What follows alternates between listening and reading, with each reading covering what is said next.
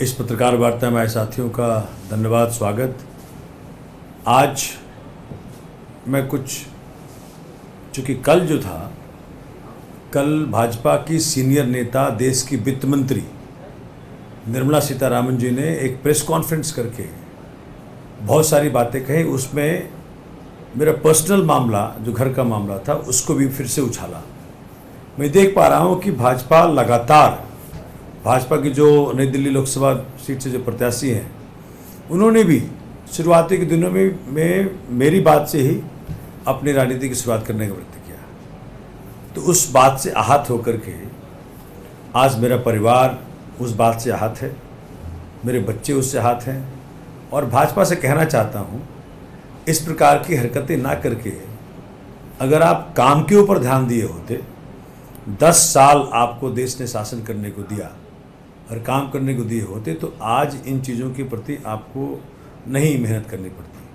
आज मेरे साथ मेरी वाइफ लिपिका भारती जी आई हुई हैं, और वो भी आपसे, आपके जरिए, आप पत्रकार साथियों के जरिए अपनी बात निर्मला सीतारामन जी तक पहुंचाना चाहती हैं, और जो भाजपा के और भी पदाधिकारीगण हैं, चूँकि वो समझ सकें कि इस प्रकार की बातें करने से, इस प्रकार की ओछी बातें करने से आप एक महिला के सम्मान को ठेस पहुंचा रही हैं।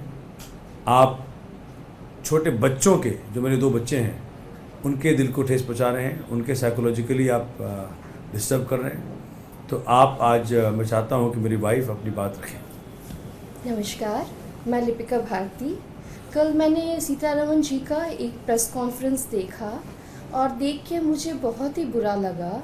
वो अपने फ़ायदे के लिए मेरे पारिवारिक मामले को, जो कि एक 10 साल पुराना मामला है, it's a decade old matter, जो अभी हम बहुत दोनों एक साथ खुश हैं और अच्छे से रह रहे हैं। हमारे 2 बच्चे हैं, बहुत अच्छा एक पारिवारिक जीवन हम साथ में रह के यापन कर रहे हैं।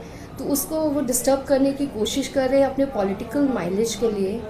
मेरी हाथ जोड़ के विनती है सीतारामन जी से, और जो भी महिला इनकी जो नेता हैं उनसे, कि प्लीज़ मेरे मामले को इसको ना यूज़ करें अपने फ़ायदे के लिए।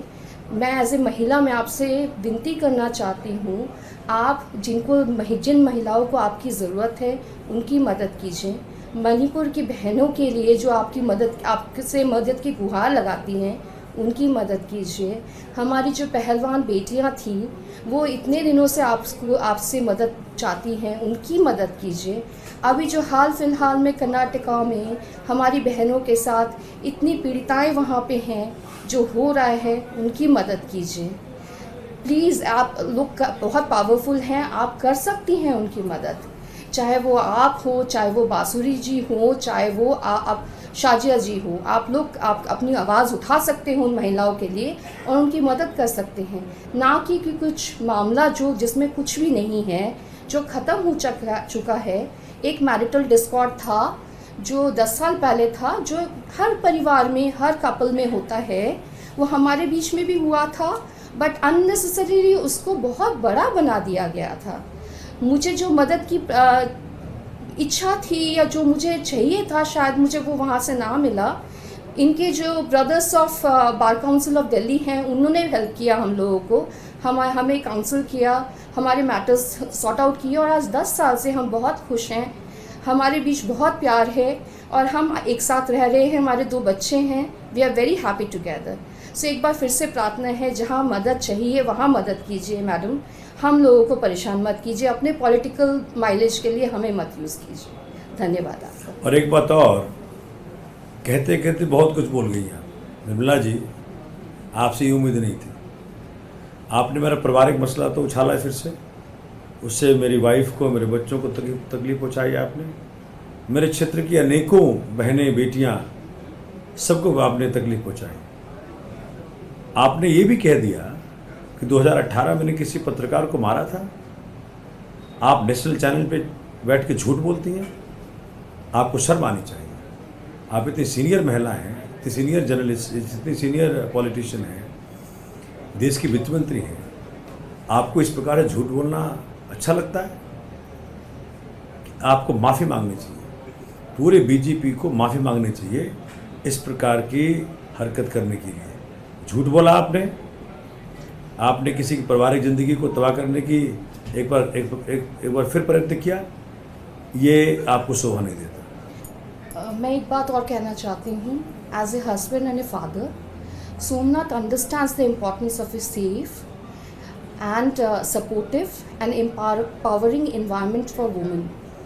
He has stood with me for thick and thin, and मेरे साथ ही नहीं, अपने कंस्टिट्यूंसी की हर महिला, हर बेटी के साथ, हर माँ के साथ, हर बहन के साथ हमेशा खड़े हैं और खड़े रहेंगे।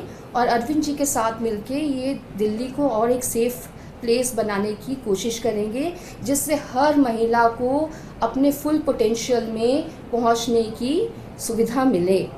धन्यवाद। Thank you.